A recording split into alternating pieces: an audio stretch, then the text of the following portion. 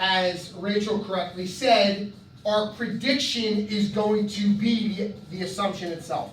In other words, it's not going to be exactly the assumption. It's going to be evidence that supports the assumption. When I say the prediction is going to be the assumption, what I mean is it's going to be evidence that supports the assumption. It's going to align with the assumption.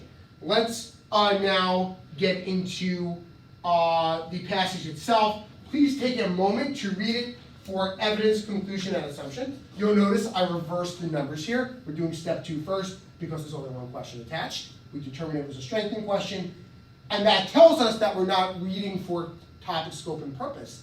The fact that we see it's a strengthening question tells us that we're reading for evidence, conclusion, and assumption. That's how we know what to read for. So let's now read for evidence, conclusion, and assumption. Take a moment to read it. Conclusion is being reached here. Sunil. Workers are concealing their injuries. Excellent. Can I present it better myself? That the workers are concealing their injuries. Workers, I'll write hiding, this is a little, it fits here. Workers hiding their injuries. Rachel, what evidence is being provided to support that conclusion? There's other reports. So the number of reports has gone down, you are correct, what else? I don't know if this is an assumption, but the prize. Yeah, that's evidence as well. That's evidence as well. There are rewards for perfect, whatever it's called, work safety. For perfect, safety records. So we've got the number of reports having gone down, rewards for perfect safety records, and based on that, the conclusion is being drawn that workers are hiding their injuries.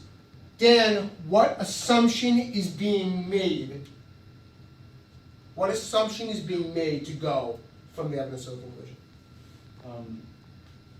Is that this is a safer working environment?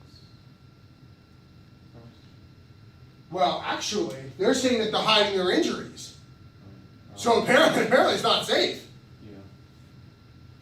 What assumption is being made here, Rachel? That people are hiding because they can get rewards then. And that's why it's lower.